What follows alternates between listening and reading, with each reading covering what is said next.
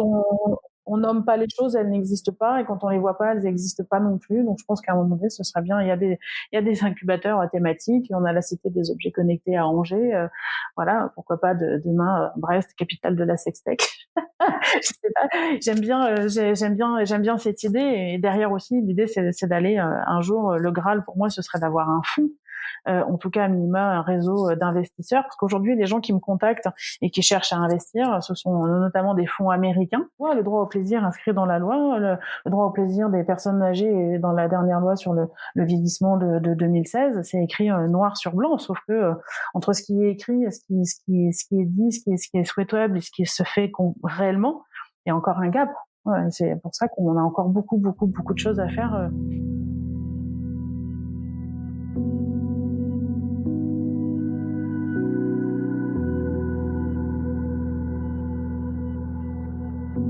L'entrepreneuriat attire de plus en plus de candidats. On dit que le sexe a toujours fait vendre.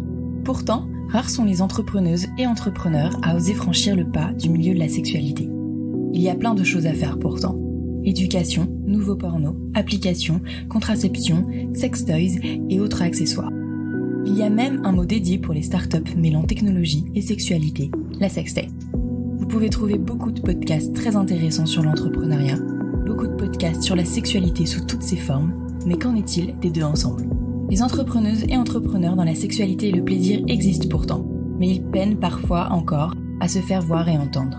Il y a encore sûrement plein de place à prendre dans ce milieu, alors qu'attendez-vous si cela vous intéresse ? Parce que peu importe vos peurs, il faut oser, comme souvent, et là peut-être plus. Mais l'entrepreneur ou l'entrepreneuse qui crée et vend des sextoys, qui réalise tous vos fantasmes, vous éduque sur votre corps ou monte un club libertin, rencontre en fait des problèmes souvent similaires à celui ou celle qui crée la dernière application à la mode, un jeu vidéo ou encore un restaurant. On verra quand même les quelques différences qu'il peut avoir. Le marché de la sexualité et des plaisirs est vaste, il touche tout le monde de plein de manières différentes et c'est pour ça que c'est un marché très intéressant.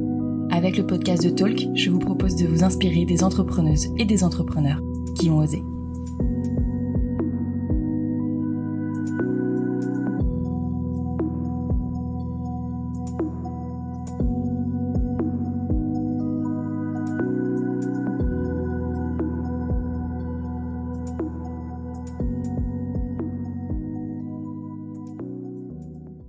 Merci beaucoup d'avoir accepté cette invitation. Et oui, du coup, je t'avais contacté il y a super longtemps quand j'avais pas forcément d'idée de projet clair, mais je savais qu'il y avait des choses à faire là-dedans. Peut-être que bon, je commence à enregistrer, c'est pas grave, mais peut-être que je me représente un peu pour toi, quoi. C'est plus sympa. En gros, du coup, j'ai rien à voir, j'ai fait Sciences Po au début, Sciences Po Lyon, et puis en affaires asiatiques, et puis j'ai travaillé dans le tourisme à Berlin et un peu dans l'entrepreneuriat, et j'ai voulu entreprendre, donc pour me rassurer un peu aussi et pour un peu plus connaître le milieu et avoir plus de compétences, je suis allée à l'ESCP faire un master spa en entrepreneuriat, et du coup au début on a plein d'idées de projets, on essaye, on pitch plein d'idées et dans différents domaines qui nous intéressent, et on essaie d'intéresser les autres de notre classe. Et moi j'avais notamment comme idée de domaine, alors j'avais des projets plus précis, mais dans le domaine de la sexualité pas forcément. Donc j'avais rassemblé quelques filles, évidemment plus des filles que des mecs bizarrement se sont intéressés au sujet.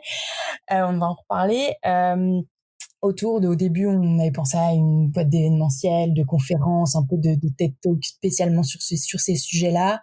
Ensuite, des applications, un peu en mode coach sportif pour découvrir plein de types de sexualités différentes ou te découvrir toi-même. Enfin, bref, plein de trucs différents. Et on a un peu laissé de côté finalement parce qu'on n'arrivait pas à trouver, ou alors à trouver la bonne équipe aussi. Et puis, on a développé chacune d'autres projets. Et avec le confinement, j'ai voulu m'y remettre et surtout me mettre sur un vrai projet, puisque j'en ai développé d'autres que j'allais pas continuer. Et j'ai commencé par ce podcast. Du coup, je me suis dit, quitte à me renseigner sur le marché, sur ce qui existe, bah autant l'enregistrer et le faire partager. Parce que je me suis rendu compte qu'aussi dans ce milieu très florissant des podcasts, il y avait pas beaucoup de choses. Enfin, il y avait beaucoup de choses sur la sexualité, beaucoup de choses sur l'entrepreneuriat surtout, mais pas forcément les deux ensemble. Alors qu'il y a quand même des entrepreneurs dans ce milieu-là, dont toi. Et voilà, donc j'ai commencé par ça. Et là, finalement, je me lance un peu, mais j'ai lancé une boutique aussi, un concept store dédié au plaisir qui vend pas que des sextoys, mais bien sûr qui en vend principalement. où j'essaye de montrer toute la diversité des choses, enfin des objets ou des lectures possibles pour réfléchir et parler de sexualité en général dans la vie courante. Donc ça passe par les sextoys, des affiches, des bouquins, plein de choses. Et mais je continue ce podcast parce que ça, maintenant ça m'aide encore plus. Donc voilà. Merci beaucoup. Et du coup, maintenant, ça a encore plus de sens de t'interroger parce que, du coup, pour te présenter rapidement, tu me diras si je me trompe et puis on reviendra dessus. D'abord, tu étais du coup communicante, attachée de presse dans différentes entreprises. Puis, tu as été du coup entrepreneur pendant 4 ans en fondant eSensory et BeSensory, dont on va beaucoup parler et que je te laisserai représenter. Donc vraiment, tu as été un peu une pionnière française dans la sextech et malheureusement ça n'a pas marché, donc on va voir pourquoi. Mais tu as quand même fondé juste après du coup Sextech for Good en faisant un enjeu politique qui m'intéresse aussi, j'avoue, particulièrement parce que ma formation de Sciences Po revient souvent dans ma tête. Et voilà, donc je sais pas si on va avoir le temps de vraiment aborder en profondeur tous ces sujets, mais voilà, On pourra un se petit peu. reparler aussi. Donc je te laisse peut-être juste te présenter rapidement te représenter sur pourquoi, comment t'es passé de peut-être une fonction plus salariée à vouloir entreprendre, et notamment entreprendre dans les objets connectés et dans les sextoys connectés.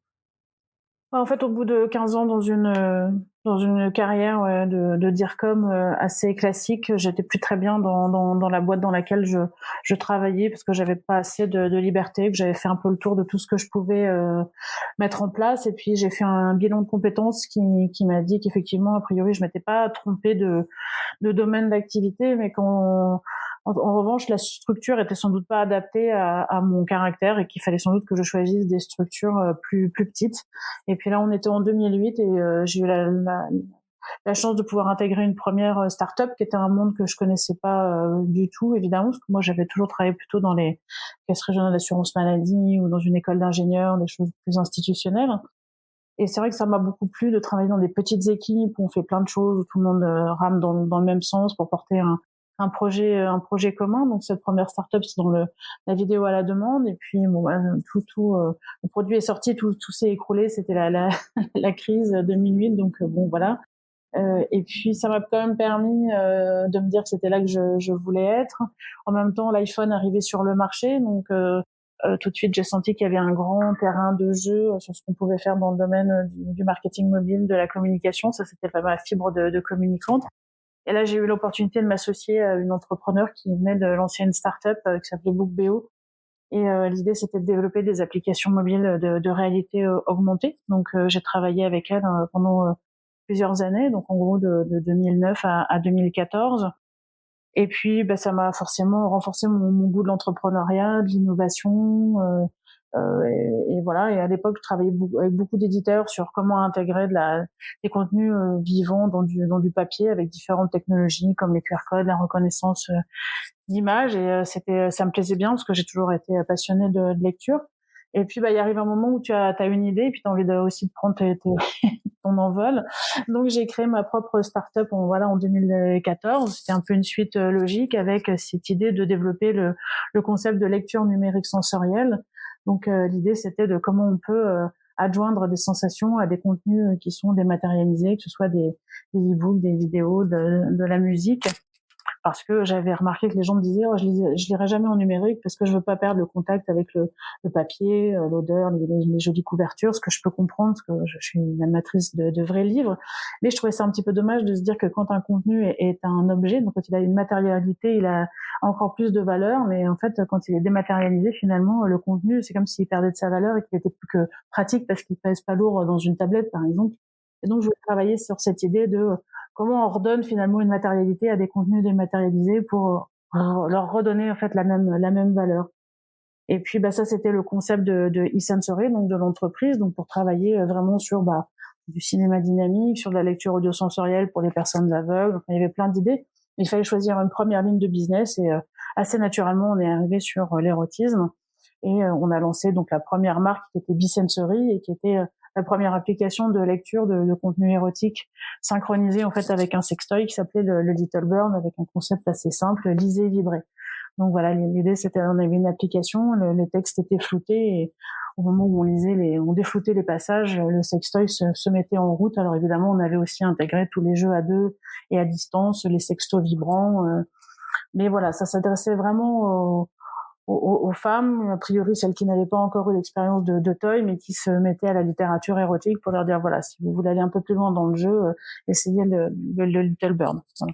Oui, puisqu'en plus c'était un peu l'époque où la littérature érotique avec le boom de Fifty Shades of Grey commençait à être connu et comment dire accepté en France. Donc c'était il y avait un potentiel quoi. Il y avait un vrai potentiel. Effectivement, on était dans cette période où on commençait à être décomplexé par rapport à ce type de lecture, et aussi de manière très pragmatique dans le domaine de l'innovation. C'est toujours dans le domaine du sexe, de l'érotisme que les premiers business modèles existent. Alors c'est vrai pour le Minitel avec le Minitel Rose, c'est vrai mais pour tout. Enfin, je veux dire pour l'internet et pour les applications, enfin c'est une constante, et en général, on sait que quand une nouvelle technologie fonctionne dans ce domaine-là, en général, c'est un bon marqueur pour dire qu'elle va être adoptée après par le grand public. Donc, je pensais que, de toute façon, pour les objets connectés, il en serait de même. C'est-à-dire que c'est sans doute là, sur ce marché-là, qu'il allait y avoir les premiers objets qui allaient se vendre, en tout cas en termes d'adoption. C'est vrai qu'on parle beaucoup plus facilement d'une montre connectée pour mesurer ses performances sportives, mais voilà, dans la réalité, je pense que les plus gros volumes continuent de se faire sur les toys dans l'industrie du sexe. Mmh. Ok, d'accord. Et du coup, à cette époque-là, donc là au début, tu as commencé toute seule et tu t'es vite entourée, j'imagine, au moins d'un designer, d'un ingénieur pour construire l'application et le toy, que tu as aussi fait toi-même, si j'ai bien compris. Enfin, je veux dire, Oui. que tu as produit vous-même en France. Ça a été notre erreur finalement, mais bon, il faut se replacer dans le contexte de 2014 où des toys connectés, il y en a pas sur le marché, ou en fait, ou un ou deux, mais qui, une fois qu'ils sont insérés dans le corps, ne fonctionnent pas.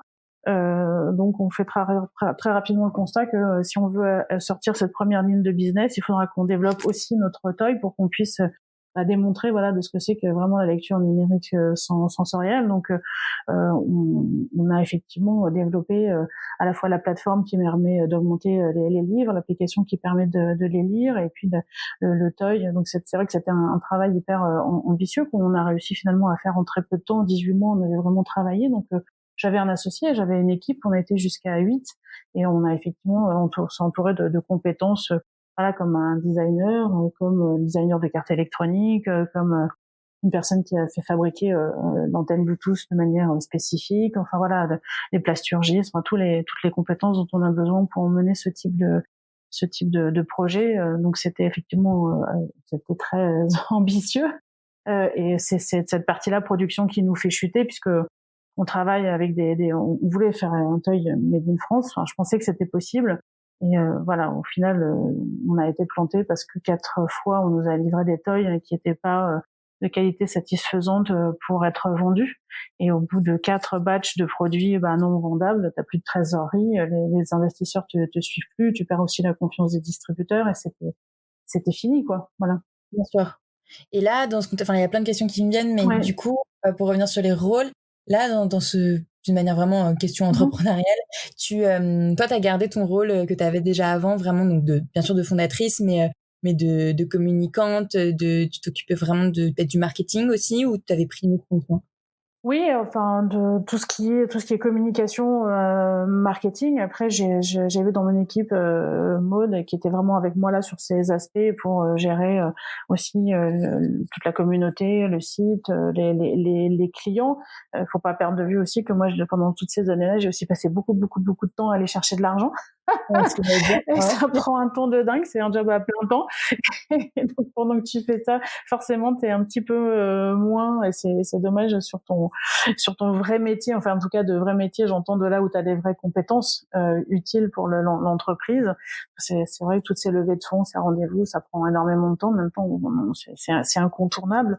Mais oui, c'est vrai qu'une grosse partie de mon temps a été là-dessus. J'ai fait aussi voilà beaucoup beaucoup de pitch, beaucoup de conférences parce que on avait besoin de prouver aussi l'attraction d'une autre manière, qu'on avait besoin aussi d'expliquer beaucoup de choses, qu'on commençait déjà à faire de la pédagogie sur la sextech pour expliquer que ça n'avait rien à voir avec le porno et que fallait qu'on arrête de nous dire que c'est pas politiquement correct ou que voilà, c'est ce genre que c'est pas éthique, parce qu'on l'a beaucoup entendu.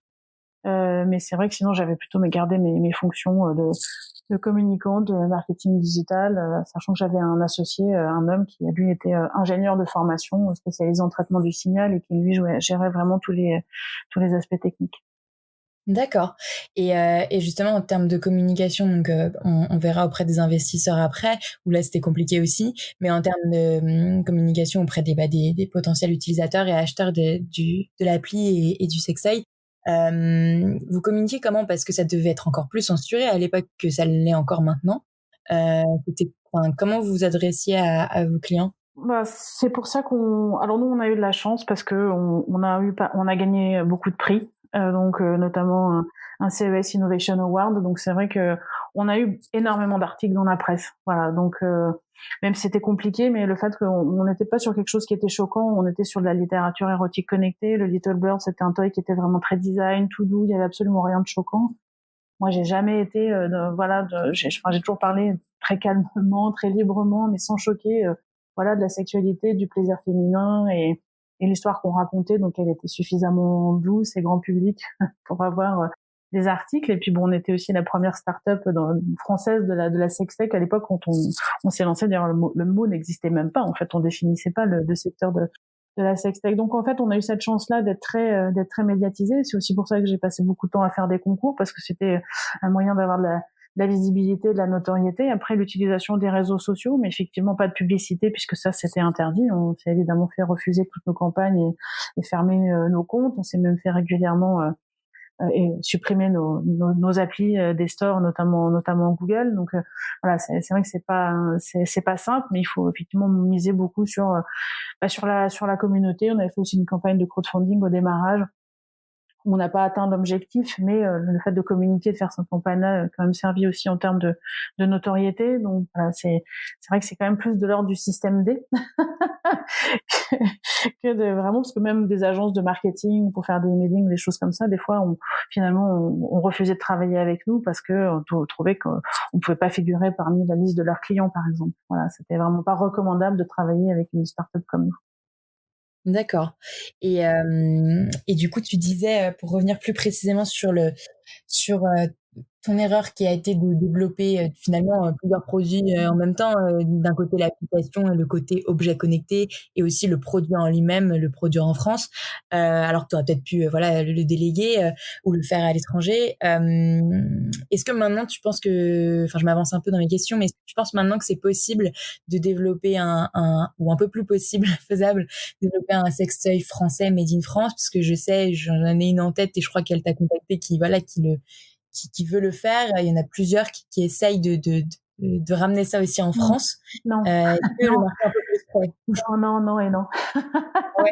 Okay. Alors moi je dis pas mon erreur, en fait j'avais besoin de développer toute la chaîne. Donc mon erreur en fait c'est juste de m'être dit on va faire le toy ici, c'est-à-dire que j'aurais clairement dû me dire la fabrication ce sera en Chine et de travailler différemment et de faire vraiment la partie prod de l'objet en Chine en ayant quelqu'un sur place qui puisse vraiment surveiller, en tout cas de le faire avec des usines qui savent le faire et qui en font toute la journée. Là, on est passé par un plasturgiste français qui avait certes en partenaire une usine en Chine pour la partie surmoulage, tant que les coques intérieures étaient faites ici. Mais c'était trop compliqué parce que ici on faisait les cartes et les antennes, on envoyait là-bas les coques, les antennes, tout ça dans les coques intérieures pour le surmoulage, ça revenait. Enfin bon, c'était trop compliqué, même c'était sans doute pas intéressant. Le bilan carbone devait être vraiment mauvais. Enfin, j'aurais vraiment dû me dire non, on peut pas, même au niveau des coûts. C'est-à-dire que au départ, je me suis dit on accepte de faire moins de marge sur l'objet parce que nous on a un modèle économique récurrent qui est la vente des contenus. Et finalement, sans me dire et sans me rendre compte vraiment à l'époque des marges qui étaient demandées en fait par les distributeurs de toys qui sont énormes puisqu'ils ont effectivement de toute façon l'habitude d'acheter en Chine à vraiment pas cher. Et donc, voilà, de Made in France, quelques-uns ont joué le jeu, mais ça coinçait quand même, parce qu'on leur ferait pas de marge suffisante. Donc, clairement, je pense pas qu'aujourd'hui, on puisse fabriquer en France. Il y aura toujours, même si on trouvait des gens qui arrivent à le faire au final, parce que nous, les gens ont mal travaillé, ont mal fait leur boulot, mais au-delà de ça, si quelqu'un arrivait à faire bien le job, je pense qu'il pourrait pas le sortir à des coûts qui permettent, en fait, d'être compétitif sur le marché. OK, d'accord. Ouais. Bon, pas forcément très encourageant, mais bon, peut-être Mais qu'il faut c'est prendre. enfin, je veux dire, malheureusement, c'est la réalité de notre pays qui a Ouais, beaucoup ouais. désindustrialisé. Alors, j'espère qu'avec tout ce qu'on vient de vivre, il y aura peut-être des choses qui vont qui vont changer. Et je ne rêve que d'une chose. Aujourd'hui, on peut faire. Alors, je rectifie. On peut faire des toys. S'il y a que du plastique, il y a des gens en France qui sauront le faire. Hein. À côté de Lyon, il y a des gens qui ont fait déjà s'il s'agit que de mouler du plastique. Par contre, voilà, dès qu'il s'agit d'intégrer et de faire des choses en connecté, d'intégrer de l'intelligence entre guillemets dans un petit bout de plastique, enfin voilà, ce type et de surmouler en silicone médical, ça reste extrêmement compliqué de le faire ici.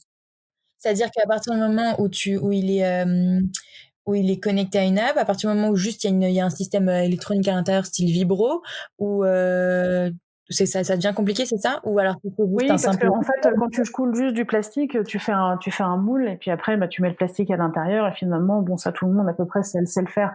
Quand tu fais un toy connecté, c'est plus compliqué. Ça veut dire qu'à l'intérieur du toy, t'as des coques en plastique. À l'intérieur, t'as des cartes électroniques, t'as des batteries, t'as un certain nombre de composants à caser. Et une fois que tout est à l'intérieur, t'as une deuxième étape qui est le surmoulage en silicone, qui est une étape assez complexe que peu de gens ici en font. En plus, il faut éliminer les entreprises en France qui refusent de faire des toys quand ils font des choses pour du matériel médical. Bah, ils n'ont pas forcément envie de travailler sur une ligne de sextoy. Donc, on a aussi eu des refus à ce motif-là. Et c'est vrai que c'est une opération qui est assez. Enfin, il faut être vraiment spécialisé. Enfin, il faut vraiment maîtriser le process. Voilà. Donc, quand les usines font que des toys, bah, ils maîtrisent très très bien. Et quand tu tombes sur des gens qui ne le font pas régulièrement, bah, forcément, ça a plus de chances de foirer, sachant que de toute façon, quand tu fais un nouveau produit, il y a toujours des problèmes entre le passage entre le prototypage et la phase d'industrialisation. Il y a toujours des bugs. C'est à peu près, hein, c'est même le logique, mais voilà, c'est effectivement des opérations plus complexes dès lors qu'il y a de l'embarqué à l'intérieur. D'accord, ouais, bah oui, forcément. Et donc ça, OK, ça a pas encore bien changé. Par contre, est-ce que le marché, tu penses maintenant, si tu te lançais maintenant, alors justement pas de la même manière puisque voilà, tu aurais appris de tes erreurs, mais il a changé quand même ne serait-ce que le rapport au public et un petit peu le rapport au financement, un petit peu, pas énormément. Tout ce qui se passe sur Instagram, au moins sur les réseaux sociaux, même si on est encore un peu censuré, il y a quand même de plus en plus de choses. Toi, est-ce que tu vois vraiment une différence ou c'est encore pas du tout assez? Enfin, c'est clairement pas du tout assez de ton point de vue et tu tiens aussi ton temps, mais c'est déjà mieux, quoi. Oui, alors c'est vrai que déjà, moi, je pourrais revenir à mon idée de départ qui était de pas faire de toy et de me synchroniser mes contenus à des toys existants sur le marché, puisqu'aujourd'hui, il y en a plein. Donc, ce serait effectivement, je pourrais me lancer dans la configuration que j'avais imaginée au départ. Donc, sans doute que ça me laisserait plus de chances de réussir. Enfin, je dis ça, enfin, il y a aucune garantie, hein, mais c'est vrai que j'aurais pas cet écueil de la conception et de la fabrication du toy, parce que moi, mon idée de départ, c'était vraiment de me concentrer sur la plateforme, hein, et de proposer des contenus augmentés. Donc aujourd'hui, je pourrais le faire sans doute beaucoup plus facilement, en permettant en plus à des fabricants de toys d'ajouter de la valeur à leur objet, puisqu'ils pourraient en plus permettre de la lecture érotique connectée ou des jeux à deux un peu différents. Donc aujourd'hui, En B2B et ce serait complètement une autre manière d'entreprendre, quoi. oui, Donc ça bah pourrait. c'est juste de dire, c'était déjà mon idée de départ, qu'aujourd'hui, la valeur d'un objet connecté, elle n'est pas dans la valeur en lui-même, elle est dans ce que les expériences qu'il permet et dans les services associés. Donc aujourd'hui, c'est vrai qu'il y a des courses à l'innovation, de toujours mettre des toys nouveaux sur le marché, mais l'idée c'est peut-être de se dire aujourd'hui avec les mêmes toys, si on peut rajouter des services, et un toy qui permet de jouer en solo, si en plus après il permet de jouer en duo et de vibrer avec de la musique en lisant un livre ou un film, forcément, bah, il a plus de valeur. C'est le même toy, mais comme il propose plus de services, bah, il est plus intéressant. Donc je continuerai à développer cette idée-là aujourd'hui. Je pense que ça reste vrai. Et en plus, je pense qu'il vaut mieux se focaliser aujourd'hui sur dire, même en réfléchissant à à la planète, de dire on va acheter moins de toys, mais par contre des toys qui sont plus polyvalents et qui permettent de faire plus de choses. Donc c'est à mon avis intéressante à creuser. Alors c'est vrai qu'entre-temps, au moment où on s'est lancé, nous, il y a eu MeToo, il y a eu plein de choses, on parle beaucoup plus de sexualité, il y a effectivement plein de podcasts, il y a eu plein de choses, il y a les blogs du clito, enfin il y a plein de conférences. Après, il faut pas perdre de vue que nous, on est souvent dans des milieux un peu privilégiés, donc on écoute tout ça, donc sur une partie de la population, ça a de l'effet. Après, sur vraiment le grand public, est-ce qu'on a encore, est-ce qu'on a déjà, est-ce qu'on a évolué en termes de mœurs en France? Je suis pas tout à fait convaincue encore. Je pense qu'on est au début d'une révolution et je pense que c'est la révolution que doivent faire les femmes en ce moment, c'est vraiment la révolution de l'intime. On en est au début, mais il y a encore beaucoup de chemin à faire. Concernant les investisseurs, je crois qu'on n'y est encore pas du tout en France, malheureusement. Où les projets qui vont réussir à être financés en France seront toujours ceux qui seront, à mon avis, présentés par le biais de la santé ou alors de l'éducation. Mais les projets qui frontalement iront défendre et parler de plaisir, je pense que ça va rester très compliqué. Là encore, c'est pas l'éducation sexuelle et la santé sexuelle peuvent être de plus en plus financées, mais on n'est pas encore là au point pour juste le plaisir. Il faut parler de bien-être, il faut parler, voilà, faut encore enrober un certain nombre de choses. Maintenant, je pense, voilà, on avance, mais je pense que ça reste très très compliqué. Moi, j'ai eu de la chance, j'ai quand même réussi à être financée, à trouver des investisseurs et à lever des fonds, mais parce que le projet était beaucoup plus global et que j'ai pu aller chercher, par exemple, des fonds de la région ou de la BPI sur la partie plateforme et pas sur la partie objet et érotisme. C'est comme ça que moi j'ai pu lever plus de 500 000 euros et avoir des financements publics. Si je n'avais eu que la partie toy et lecture érotique, j'aurais absolument pas pu lever d'argent comme ça. C'est une évidence. Voilà. Et je pense pas qu'aujourd'hui j'y arriverai beaucoup mieux ici. T'as des conseils justement, là tu me dis que t'arriverais pas forcément mieux, mais t'auras pas une idée quand même de qui tu pourrais contacter maintenant, ou pour ceux qui se lancent dans ce milieu-là, vraiment en plus sur la partie prod, est-ce qu'on contacte plus des financeurs publics, parce que je sais que il me semble que t'avais été financé par la région Bretagne et Oui. un peu par la BPI aussi. Mais justement, pas du tout sur la partie, pas du tout sur la partie toy et érotisme et plénière féminin, vraiment sur la partie e-sensory qui était l'iTunes des objets connectés, qui était quelque chose de beaucoup plus générique où on leur disait après, oui, on commence par la ligne de business de l'érotisme, mais derrière on veut faire de la lecture audio-sensorielle pour les personnes aveugles. Et donc là, on devenait finançable. Mais si j'avais dit en fait, on fait une plateforme uniquement pour faire des contenus érotiques connectés, jamais personne ne m'aurait suivi en fait. Ça, c'est des choses que j'avais pas forcément anticipées, mais je l'ai vu, je l'ai constaté, et je pense qu'aujourd'hui ça reste vrai. Et d'ailleurs c'est un des chevals de bataille de Sextech for Good, d'aller expliquer qu'aujourd'hui, quand on travaille sur des projets qui sont liés à la sexualité des seniors ou des personnes handicapées, pour moi, enfin, c'est des sujets, c'est de l'humanité, c'est des sujets de société, et donc ça devrait être finançable par des aides de la BPI par exemple. Mais aujourd'hui, c'est même pas la peine.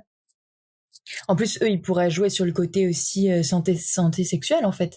Ah mais complètement, qui est inscrit dans la loi, le droit au plaisir inscrit dans la loi, le droit au plaisir des personnes âgées dans la dernière loi sur le vieillissement de 2016, c'est écrit noir sur blanc, sauf que entre ce qui est écrit, ce qui est dit, ce qui est souhaitable et ce qui se fait réellement, il y a encore un gap.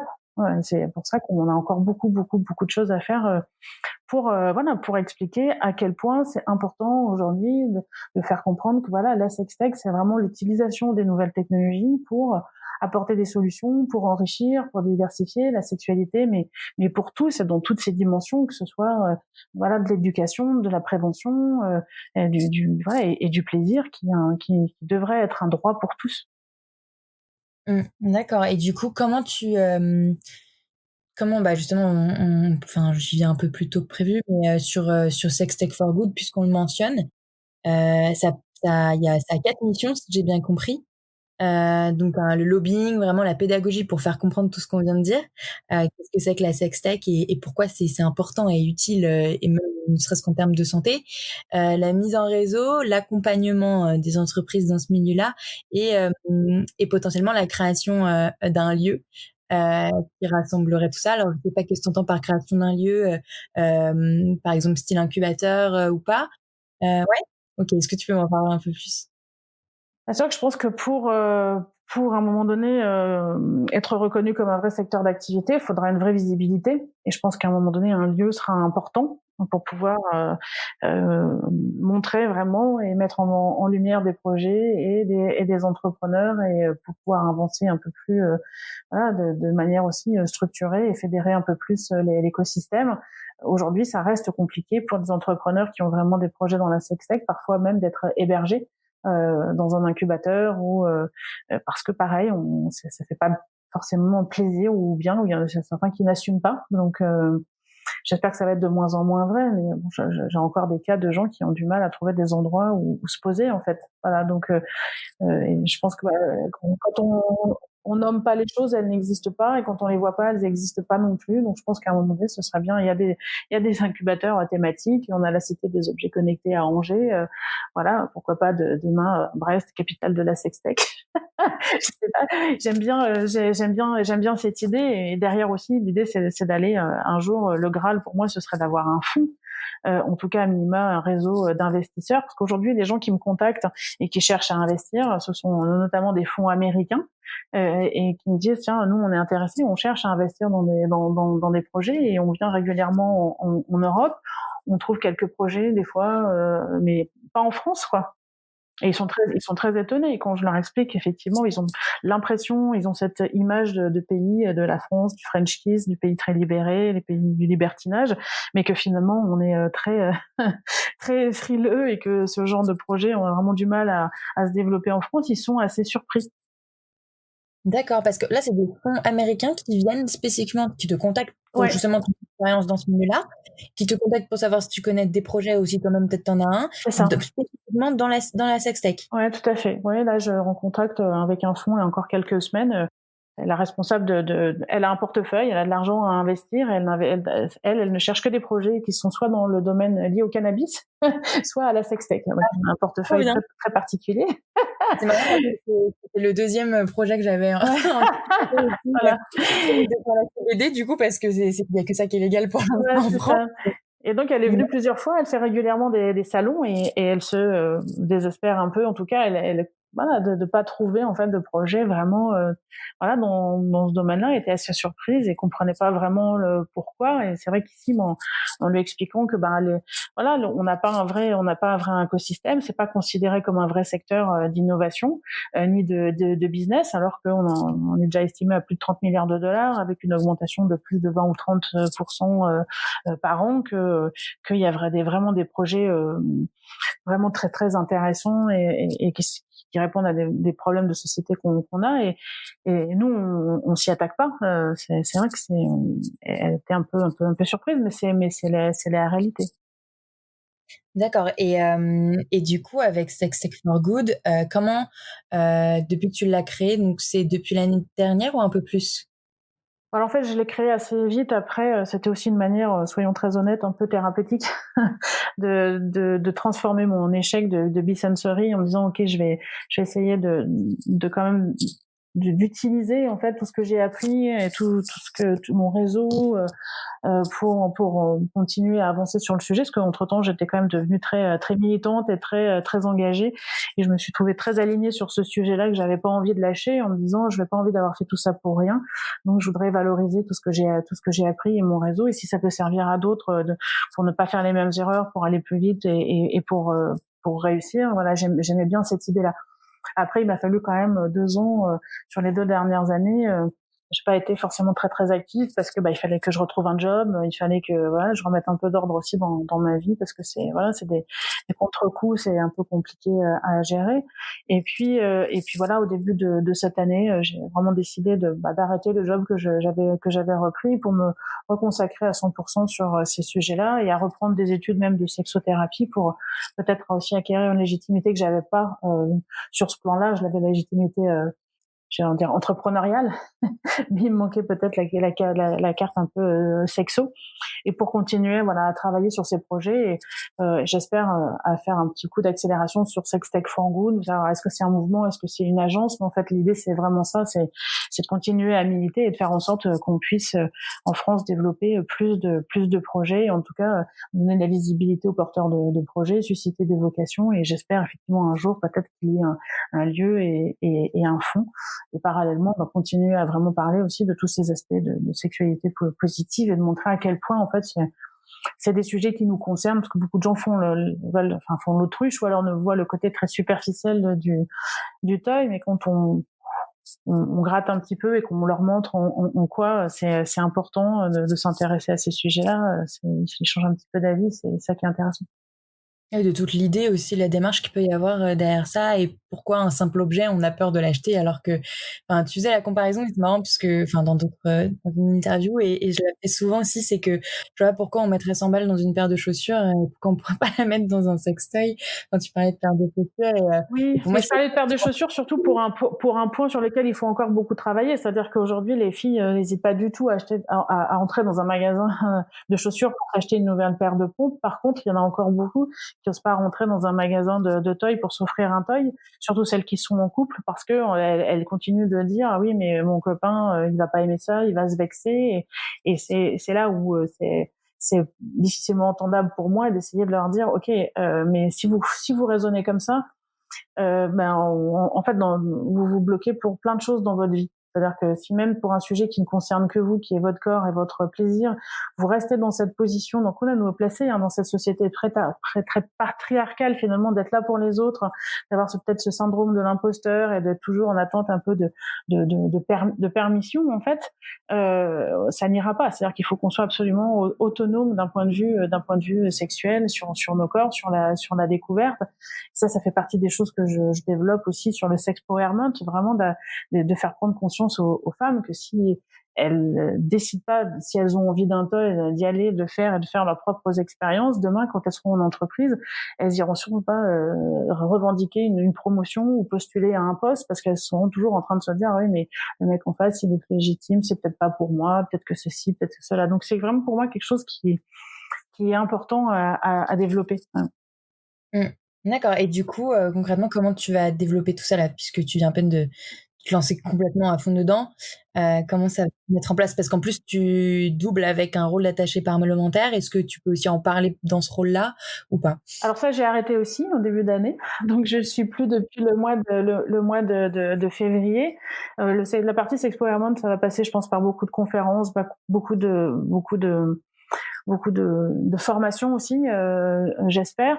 Je suis en train d'écrire aussi un bouquin sur la sextech pour montrer en fait en quoi la technologie peut être aussi une aide dans cette révolution de l'intime qu'on est en train d'opérer et qu'on doit, à mon avis, opérer, parce que je pense que par exemple le sextoy peut être un très bon moyen d'aller sur un sujet, par exemple la masturbation, qu'on n'ose pas forcément. Ça peut être un très bon objet de transition, ou un très bon prétexte pour oser. Puis il y a plein de choses qui ont été créées depuis, même des sites comme Climax ou des choses comme ça. Enfin, il y a plein de choses qui arrivent. Dire voilà, allez-y, emparez-vous de tout ça. La sextech, c'est un milieu où la plupart des entreprises sont l'idée ou fondées par des femmes. Donc ça y est, on a compris que voilà, il fallait pas qu'on attende que les hommes fassent des produits qui nous correspondent. Le mieux, c'était qu'on les fasse nous-mêmes et qu'on imagine les produits dont on a besoin et les services. Mais pour que tout ça fonctionne et que demain on ait moins de tabous et qu'on puisse ouvrir la sextech, ça veut dire qu'il faut aussi globalement qu'il y ait un changement de mentalité dans la société. Et ça passe aussi par les femmes qui souvent sont aussi leurs propres ennemies. Et il faut qu'elles s'emparent de ce sujet-là vraiment et qu'elles le revendiquent. Qu'elles revendiquent ce droit au plaisir, qu'elles revendiquent ce droit à la masturbation, qu'elles revendiquent ce droit à parler librement de sexualité. Et bien sûr, je n'exclus pas les hommes, mais c'est vrai que si nous, en tant que premières concernées, on fait pas cet exercice-là, bon, ça va être compliqué d'aller convaincre les hommes.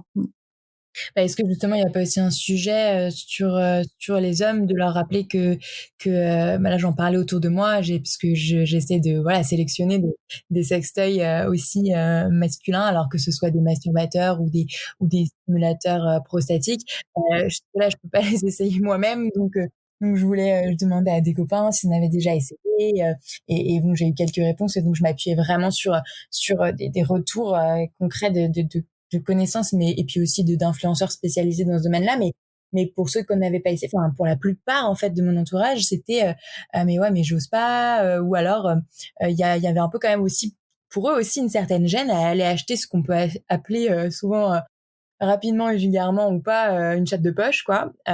Et du coup ouais, enfin eux aussi ils ont l'air de pas être à l'aise avec le sujet, ils sont pas à l'aise avec le fait de parler de se masturber, de parler de sexualité en général, mais pas forcément de parler d'intimité et de plaisir et de différentes manières de jouir finalement. Donc est-ce que on peut pas appuyer sur les deux, enfin faire de la pédagogie sur les deux en même temps? Enfin pour moi ça me semble assez nécessaire de faire les deux en même temps, non? Je sais pas. Ça m'est pas arrivé souvent, là, ça bug vraiment comme ça. Bon, désolée, du coup, je disais, je sais pas jusqu'à où tu m'as entendu. Donc, tu disais que tu avais demandé à des amis d'utiliser, de tester des toys, et j'en suis Ouais, retenue. et je demandais du coup si, enfin, je me suis rendu compte en fait que voilà, il y avait pas mal de garçons, quoi, d'hommes qui avaient du mal avec l'idée d'aussi acheter un sextoy pour eux. Euh, Même ceux que voilà, même ceux qui étaient ouverts pour un sextoy pour leur copine, ou pour au sein de leur couple, ils étaient pas forcément à l'aise avec l'idée de s'acheter un masturbateur ou un stimulateur prostatique, et voilà, est-ce qu'il faudrait pas aussi pousser la pédagogie sur les hommes et sur les femmes, enfin, peu importe son genre et son orientation sexuelle. Enfin, ça me paraît un peu, ça me paraît nécessaire, mais je sais pas.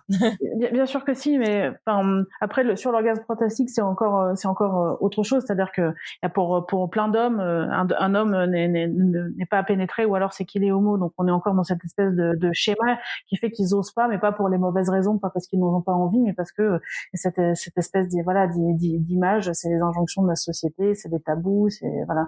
Sur le reste, on est quand même encore dans une situation où on est dans une sexualité très endocentrée, où finalement c'est souvent plus le plaisir de l'homme qui compte.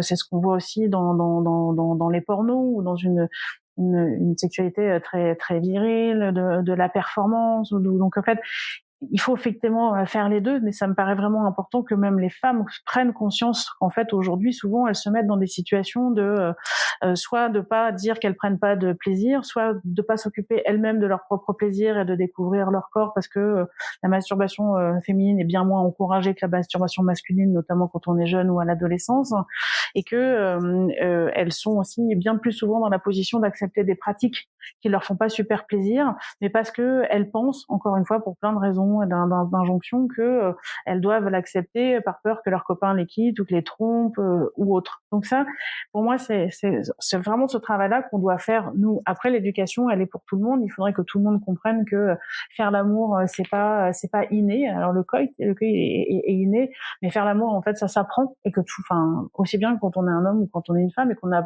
sans doute plein de choses à déconstruire de ce qu'on imagine de la sexualité, surtout si on était biberonné au porno, et que on a besoin de se découvrir, on a besoin d'apprendre le corps de l'autre, et que souvent c'est la première étape, c'est déjà de bien se connaître soi-même pour être bien avec les autres. Donc je suis tout à fait d'accord avec toi qu'il y a vraiment des tabous, il y a vraiment des écueils des deux côtés.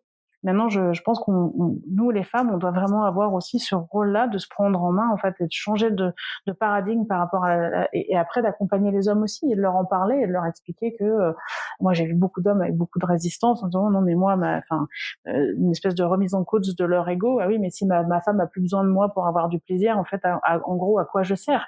Non, on va expliquer. Exactement. La masturbation et la sexualité en solo ne s'opposent pas pas à la sexualité de couple ou à plusieurs, peu importe. C'est au contraire, en fait, elle s'enrichit parce que mieux on se connaît, mieux on est avec les autres et mieux c'est pour tout le monde. Voilà, mais ça, voilà, c'est de la pédagogie. Ça devrait aussi passer par une meilleure éducation sexuelle qui ne se focalise pas que sur les grossesses non désirées, les maladies, mais sur plein d'autres choses. Mais là encore, il y a beaucoup de progrès à faire. Ok, d'accord. Et du coup, sur l'organisation de Sex Tech for Good, tu vas parce que là, c'est pas une entreprise, comment on appelle ça? C'est alors non, c'est pas une organisation. entreprise. Pour l'instant, très honnêtement, la forme que ça va prendre, je sais pas.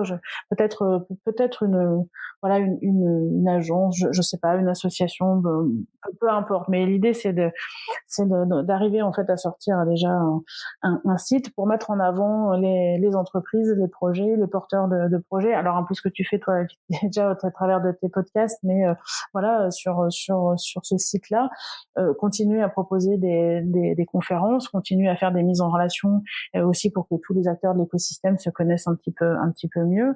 Pourquoi pas un jour faire un événement vraiment, c'est sommet Sex Tech for Good, ce serait vraiment chouette.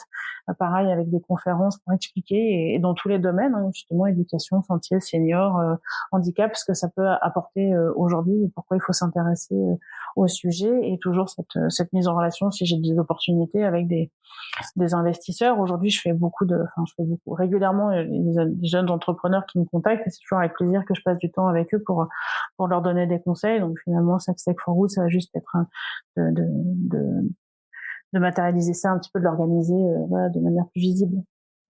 D'accord, trop bien. Bah ouais, j'ai hâte de voir ça et si je peux aider d'une manière ou d'une autre. Et bien sûr, tu seras évidemment sur le site parmi les projets et parmi les entrepreneurs de la sextech et je me ferai une joie de mon tour de t'interviewer et c'est comme ça. Je pense qu'on est absolument pas, on n'est pas nombreux en fait sur ce sujet-là, donc on a tout intérêt en fait à travailler ensemble. Voilà, plutôt que de s'ignorer superbement, collectivement, on a besoin que ce secteur il existe parce que plus il existera, plus il sera visible et plus il sera structuré, plus on sera fort et plus on pourra même mener des actions comme aux États-Unis où les Women of Sex Tech font plier des organismes comme l'organisme qui donne les autorisations par exemple d'affichage pour les campagnes de pub dans le métro à New York. Voilà, okay. Et ça, c'est vrai que beaucoup de publicité pour le type Viagra et autres étaient autorisées et dès que c'était des produits féminins, c'était toujours censuré. Et c'est vrai que Polly Rodriguez et Women of Sex Tech ont réussi à finalement à fédérer une telle communauté qu'ils ont fini par plier. Et ça, aujourd'hui, je pense qu'on manque de ça aussi en France, en fait, de gens qui sont vraiment prêts comme ça à soutenir et à défendre cette cause et ces sujets. Tellement, ouais, clairement. Ça me fait penser, je voulais te demander, est-ce que du coup tu faisais partie de cette initiative du Sex Tech Lab? Est-ce que ça va être quelque chose qui va être repris? Qu'est-ce que tu en sais? Et en plus qui peut être repris un peu dans l'idée avec Sex Tech for Good. Oui, alors c'est vrai que j'ai fait les 2 éditions avec eux. C'est vrai il reste toujours de la place. Alors ils étaient sur une approche aussi beaucoup plus globale au départ de toute l'utilisation des technos, pas forcément que sur la sextech, mais sur le Sextech Lab, on aura toujours besoin de faire des hackathons sur le sujet, par exemple. C'est intéressant. Plus on fera des conférences, mieux ce sera. Donc effectivement, s'ils se relancent, il y aura toujours de la place pour eux aussi référencés sur Sex Tech for Good. Je pense qu'on n'est pas du tout, pareil, on s'oppose pas. Moi, j'ai plutôt envie de mettre en avant les gens et de les fédérer plutôt que de faire des choses à leur place. Mais c'est vrai que c'était des bonnes initiatives et à chaque édition, on a vu des projets intéressants être proposés. Donc ça prouve bien qu'il y a de la créativité, de l'inventivité, qu'il y a des choses à faire. Après, c'est une fois qu'on a toutes ces idées-là et qu'on a des porteurs de projets, qu'on sait maîtriser les technologies, et Dieu sait si on a de l'intelligence, des écoles d'ingénieurs et autres en France, comment on fait pour les aider, où est-ce qu'ils peuvent être accueillis, où est-ce qu'ils peuvent être hébergés, comment ils peuvent être financés, et voilà comment on les aide à développer vraiment ces projets-là ici. Voilà. Ouais, parce que pareil, cette initiative a été géniale et que je suis tombée dessus, je me suis dit mince, c'était il y a 1 an, est-ce qu'il y a une autre ou 2, je sais plus, est-ce qu'il y a une autre version cette année et j'ai pas trouvé, ça s'est arrêté. Non, c'est vrai que c'est compliqué parce que une des des fondatrices est partie, je crois, habiter au Québec. Et après, c'est vrai que des fois, des organisations qui sont portées par des gens en bénévole qui ont aussi d'autres métiers à côté, c'est pas toujours évident. Et puis, il y a des problèmes de financement aussi. C'est toujours pareil, pour trouver des sponsors, c'est absolument compliqué sur ces thématiques-là. Et c'est le nerf de la guerre. Donc, je pense qu'il y a aussi des problèmes de financement qui ont freiné l'organisation d'une nouvelle édition. Ouais. D'accord.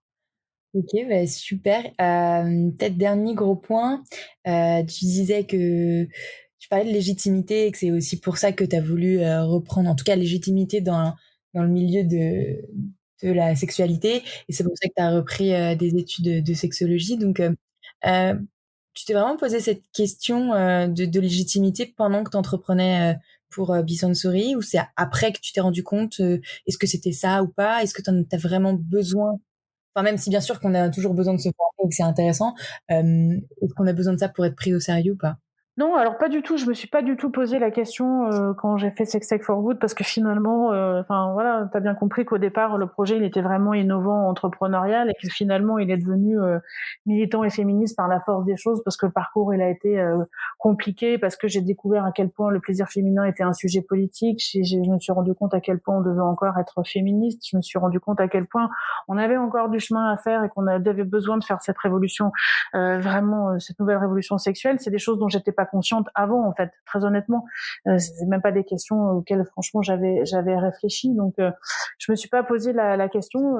J'y suis allée. Aujourd'hui, avec le recul, c'est vraiment un besoin de me dire aujourd'hui si je dois vraiment accompagner des femmes sur le côté plus sexpowerment, euh, et délivrer des messages qui concernent plus l'intime et comment on fonctionne, quels sont les leviers, qu'est-ce que c'est vraiment le désir, qu'est-ce que c'est le plaisir, enfin un certain nombre de notions.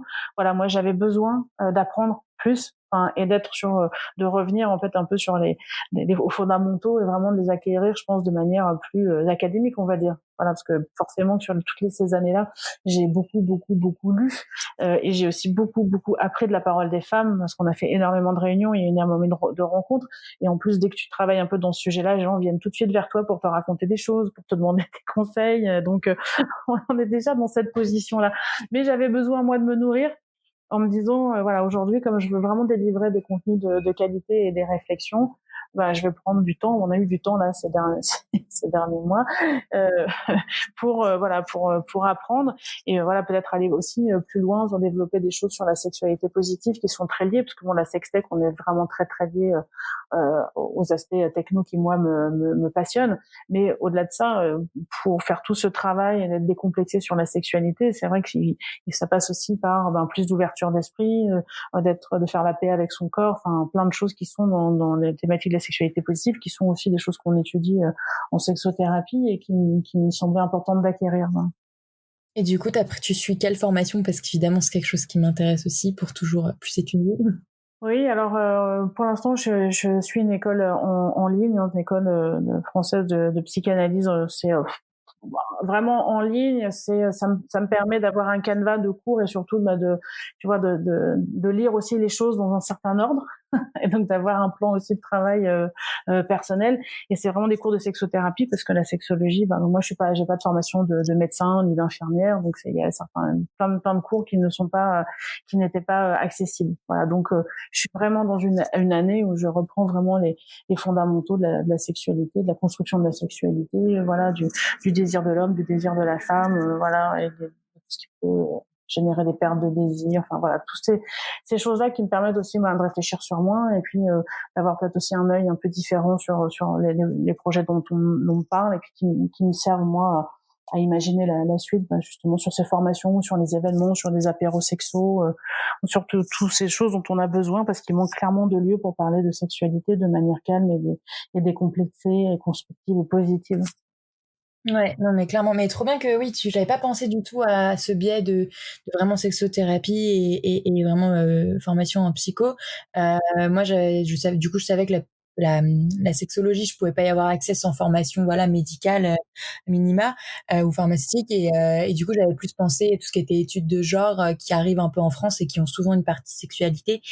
Ouais, du coup, je regarderai aussi ce côté-là parce que bon, j'y pensais pas pour tout de suite parce que je me disais que ça ferait beaucoup, mais peut-être plus pour l'année prochaine. Et j'avais parlé notamment avec Alix Moujar qui était éducatrice spécialisée et qui a développé un jeu de société d'éducation sexuelle, enfin vraiment un outil pédagogique. Et elle a repris des études à l'école des hautes études en sciences sociales, mais vraiment en études de genre. Donc j'avais cette idée-là, mais ouais, je pensais pas encore au côté sexothérapie et ouais, ça peut être un bon axe. Puis même, ne serait-ce que pour soi, pour mieux savoir, mieux connaître le sujet qu'on a envie de, de développer, de répondre. Ok, bah trop bien. Petite question pour conclure, même si j'en aurais plein d'autres, pour pas te retenir plus longtemps. Euh, du coup, tu as parlé beaucoup enfin, tu as parlé, non, tu viens de mentionner des lectures et dans quel ordre, voilà. Donc, est-ce que tu as des conseils de lecture? Parce que j'ai entendu je crois que c'est dans le TEDx où tu disais que tu avais, forcément, si tu arrivé à développer e-sensory, c'est parce qu'à l'origine, tu étais aussi une grande lectrice. Tu as mentionné le parfum, ou après en littérature érotique, plus La bicyclette bleue de Régine Desforges ou La femme de papier de Françoise Ray, que j'avoue, je n'ai absolument pas lu. Je suis assez novice dans la littérature érotique. Je commence à peine à me renseigner et à m'y mettre. Est-ce que tu as des conseils de lecture, voilà, dans ce milieu-là, mais aussi voilà, en sexothérapie ou dans l'entrepreneuriat, qui t'aident, qui t'inspirent pour ceux et celles qui voudraient entreprendre dans ce milieu-là ou même entreprendre en général? Ah, c'est vrai que c'est une bonne idée. On pourrait faire un bouquin comment entreprendre dans la sextech. Ouais, non, mais Il y oui, a des mais moi, choses. j'ai pensé à un article de juste une lecture. Tu vois, voilà, pas avec une Oui, nouvelle. je pense qu'il y a des choses à faire. Alors, bon, en littérature érotique, il y a le classique Venus Erotica d'Anaïs Nin, hein, qui reste une référence aussi parce que Anaïs Nin a été la première au départ. Elle a écrit pour d'autres et la première à revendiquer que les femmes aussi devaient écrire pour les femmes de la littérature érotique. Voilà, j'aime bien le personnage, la vie de cette femme-là aussi très libre. Donc pour le personnage, je dirais ça. Après, je viens de lire un bouquin qui est très intéressant, qui est Femme désirée, femme désirante, voilà, qui je pense amène pas mal de réflexions pour bien comprendre le schéma dans quelle sexualité on peut rester bloqué parfois et à quel point il faut dépasser ça pour être vraiment une personne à part entière, pour pouvoir accueillir l'autre vraiment dans toute sa dimension et accéder au plaisir. Donc ça, c'est vraiment je pense une une très bonne lecture. Après, il y a tellement de, voilà, il y a tous les ouvrages et les chroniques de Maya Mazorette aussi, forcément, qui restent une référence. Voilà, j'ai été moi très marquée aussi, et j'ai la chance de la rencontrer. Elle est la marraine d'ailleurs de Sextech for Good aussi, qui est Camille Emmanuel, qui a écrit aussi ce bouquin justement qui s'appelle Le Sexpowerment. Je pense que c'est une première à avoir vraiment utilisé ce terme-là, et qui est intéressant toujours à lire et à suivre. Enfin voilà, il y en a plein. Il y a des livres qui est sorti il y a longtemps, Jouir, j'aurais plus le nom, mais enfin il y a beaucoup de choses qui sortent voilà en ce moment qui sont intéressantes. Ok, bon bah ça fait déjà une petite liste, super. Oui. Et puis voilà, de manière très pratique, hein, il y a tout le livre de June Plat là sur la cartographie du plaisir, qui est le compte de Jouissance Club.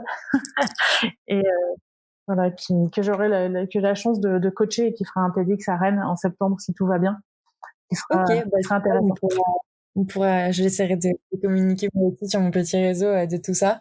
Et trop bien. Bah écoute, enfin pour moi c'est tout pour le podcast entre guillemets, mais ouais, j'aimerais bien continuer à échanger avec toi. Moi je me lance à mon petit niveau et voir qu'est-ce que je vais en faire. Mais c'est vrai que j'avais aussi cette idée de lieu un jour, mais évidemment pour se lancer. Moi, j'imaginais un peu un tiers-lieu en mode autant Mmh. concept store que conférence, que même café, quoi. Euh, Non, mais voilà. c'était bien ça l'idée, moi, effectivement, aussi Et, d'accueillir et puis de faire des ateliers, de faire des conférences, d'accueillir voilà, même c'est des ça. associations, du planning familial, des choses, enfin vraiment d'être Ouais, une vision exact. très large de la sexualité. Ouais. Et, mais c'est juste que voilà, pour se lancer, il faut les moyens. Et puis de toute façon, j'ai commencé vraiment sous Covid, donc Ouais. non.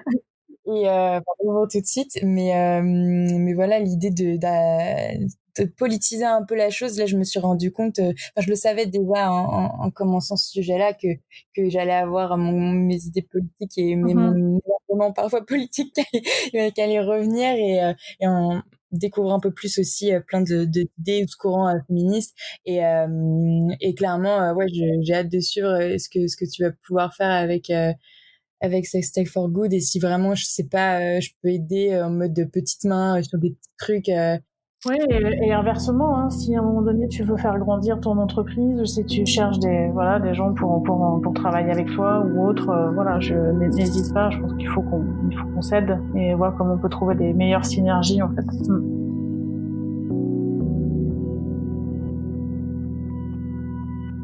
Merci d'avoir écouté jusqu'au bout. Vous pouvez retrouver l'actualité de Sex Tech for Good pour le moment principalement sur Twitter et Facebook. Si vous avez des questions sur la sextech, n'hésitez pas à les poster en commentaire ou à m'en envoyer par message privé. Sinon, n'oubliez pas de mettre 5 étoiles sur Apple Podcasts et de suivre Talk Podcast sur votre plateforme d'écoute préférée. Je suis en effet un peu moins régulière ces derniers temps dans la publication des épisodes. C'est surtout depuis que nous avons lancé avec Camille Talk Universe, notre concept store dédié au plaisir. Allez y faire un tour et vous comprendrez pourquoi. Toutes les références de l'épisode, des réseaux à suivre et de la boutique sont à retrouver en bio évidemment. À la semaine prochaine.